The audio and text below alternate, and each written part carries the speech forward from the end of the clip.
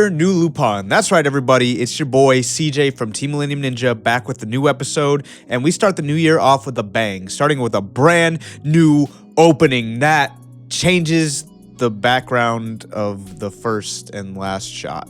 I would be a bit more disappointed if I didn't love this opening, but it did have my hopes up when it came in with a different background. But after that, we get thrown right in the thick of things with a flash forward that we didn't know is a flash forward yet to the end of the episode, with Lupin chasing after a group of women who all look the same for some reason, which has some super heavy action right out of the gate and is honestly probably better than anything we got last season. And I might go ahead and say that for the whole episode. I thought it was awesome and a hell of a way to kick off season 2. And knowing that this season is going to pivot into being about Lupin's mom, I thought for a second that maybe the lead woman was. Though she looked way too young to be, it's still possible in the realm of anime. And as we find out at the end, she wasn't, but we'll get to that when we get there. First, let's start from after the flash forward. We get a great scene of Lupin and Jigen hanging together, with Jigen cooking, which he turns out to have gotten pretty good at, as Lupin remarks, as it seems he has to do it a lot because Lupin keeps beating him in cards, which I thought was a great little detail to add to their character dynamic. And as they're just kind of chilling, in comes Fujiko, which historically can only mean good news, but she clues him into an auction of very rare newly discovered ancient treasures, which catches Lupin's interest as he seems to be in the middle of a bit of a boring dry spell. But the thing that ultimately catches Lupin's eye even more is a particular jewel that causes him to start acting strange, and he ultimately tells Jigen that it's because the jewel was the only thing ever stolen from his grandpa's vault, something that happened when he was a kid. He also mentions it was stolen by a certain woman, which anybody who watched the trailer will know is his mom, but Lupin doesn't reveal that to Jigen quite yet. Instead, he gets to work on stealing the auction treasures, and what was my favorite part of the episode, the heist setup. As we don't often get to see this in depth into one of Lupin's heists, we usually get the setup of the goal and the payoff of the heist, but taking it the extra mile to go into detail how he planned it was excellent, especially as a way to introduce the flower store girl, who based off the ending and the trailer for next week might play more of a role going forward than that. I'm not sure though, so we'll have to see, because if it's not, then this arc will be kind of missing the new arc character that part 5 and 6 have been doing a lot lately, other than maybe the policewoman that I assume was sent by Interpol per Yada's line about them sending help, and the episode going out of its way to make her stand out more than a typical grunt, as well as this arc's seeming focus on female characters. So I'm interested to see what comes of all that. The more characters, the merrier, I say, as the core Lupin characters are so developed at this point. I like them adding new characters, ones that develop because of their interaction with the older characters, and also show the different facets of those older characters that we don't often see. But back to the plot, Lupin uses the flower shop girl to sneak bug-sized drones into the auction house while disguised as an old man, which comes up later. Using these drones and a combination of outfits secured by Fujiko and Jigen rigging the electricity to go out, as well as the return of Goemon, the plan comes together, and I really liked having the other characters take roles in the setup. It makes it feel more useful than they did last season, rather than just have them do what Lupin tells them after he sets everything up. But their setup is interspersed with the setup of the women we saw at the beginning making their own preparations, and when it looks like the Lupin crew's plan is about to go off without a hitch, in they come to swipe the loot first, which leads to the chase from the beginning with some added scenes that weren't there before, like the one that's clearly a callback to part 1. I thought that was great, as well as the scenes of the boss girl dropping the jewel, which Lupin gives up taking to save the flower shop girl, who doesn't recognize him when she saves him because he was disguised as the old man before, which I like despite the fact that I've harped on part 6 being too light in the past. Now I think I realize the direction they intend to go with it, and it's not about how dark Lupin was in the past. It's probably going to be more about how dark Lupin's past was, which is a big difference, also something I'm completely on board with, because as I believe I mentioned in a previous video, I prefer the more gentleman thief style Lupin, as it makes it more interesting than if he was just a cold-blooded killer, as exemplified in this episode where he saves the girl rather than take the jewel, which sets up the rest of the arc, I presume. I do, however, want there to be more stakes moving forward than there have been so far. Now, I don't know how likely that is, but the only way to see is by continuing to watch. And next week we're taking a trip south of the border as the crew heads down to Mexico. And before I wrap up, a couple of things I want to mention. The first being one of my favorite kinds of scenes in fiction, where a character just runs in a straight line at a hail of bullets and isn't hit by a single one of them.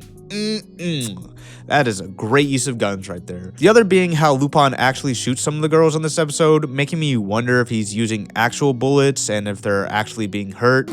Because it's been stated in previous Lupin shows like part 3 that he shoots tranquilizer rounds, as well as the fact all the women are wearing special suits, which could be bulletproof or something. It's just something I wondered and probably won't get an answer to. And while we didn't get a new opening this week, we did get a new ending, which I like a lot better than the last one, especially because this one has a more darker, grittier kind of tone, which hopefully means that that's the direction we'll be taking this season in. But either way, I'm excited Lupin's back, and I can't wait to see you guys in the next episode. Make sure you're subscribed so you don't miss it. And this has been CJ from Team Millennium Ninja, headed back to the village hidden in the internet.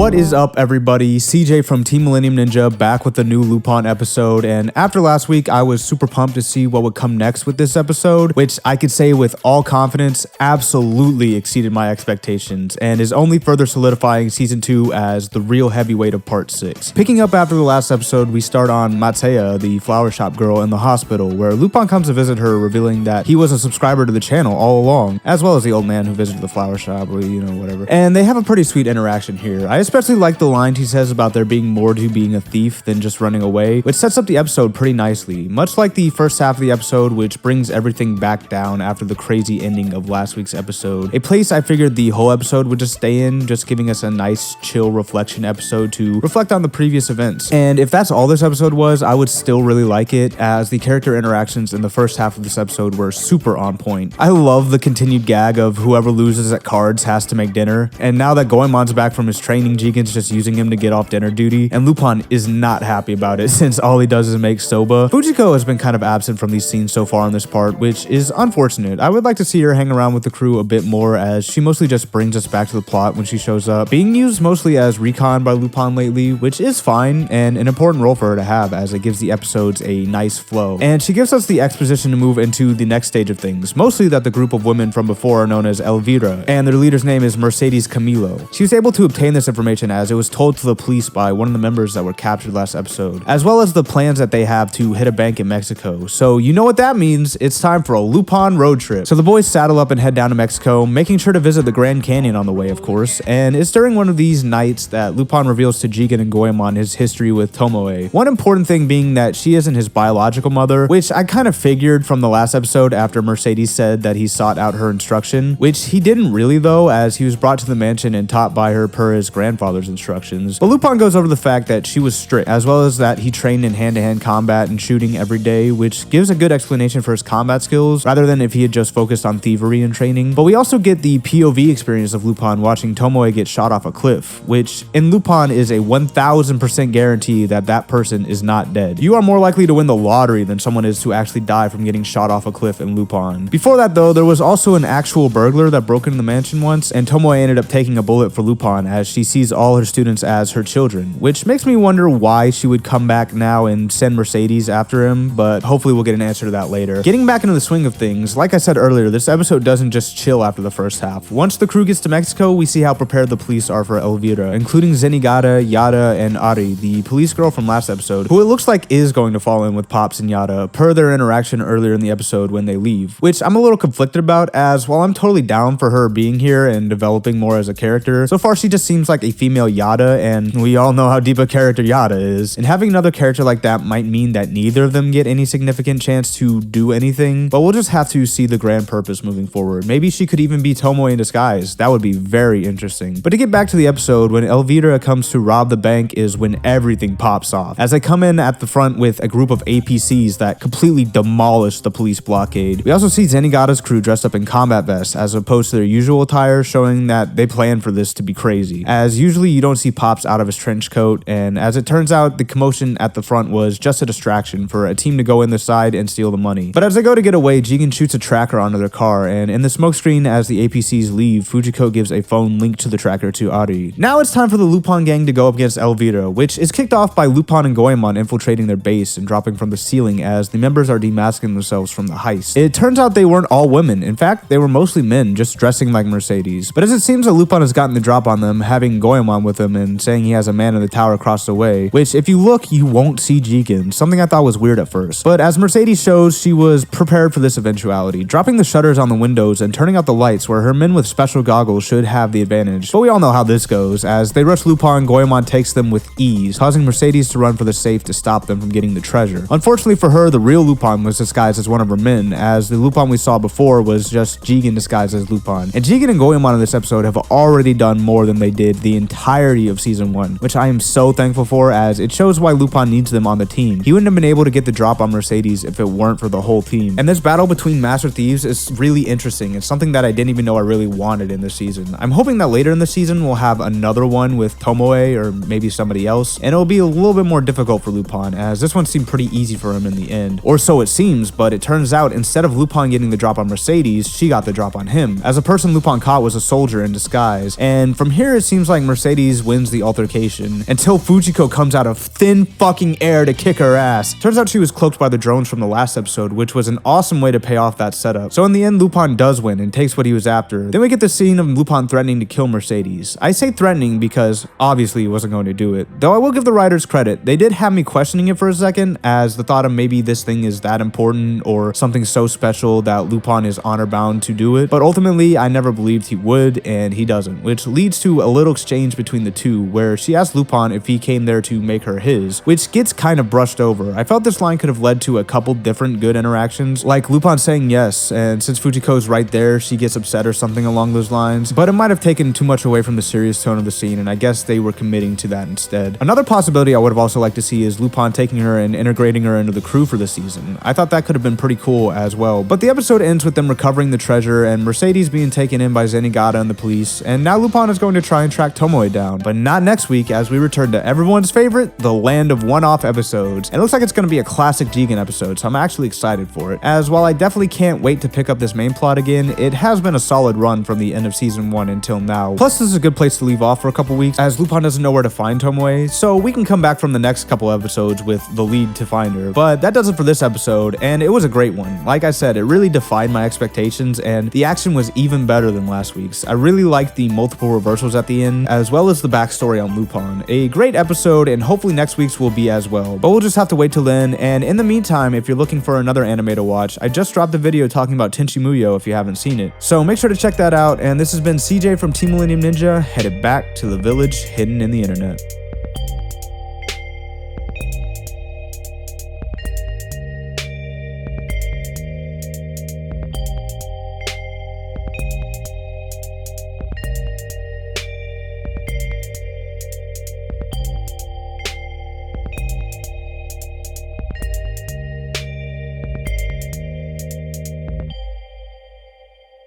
So the boys saddle up and head down to Mexico.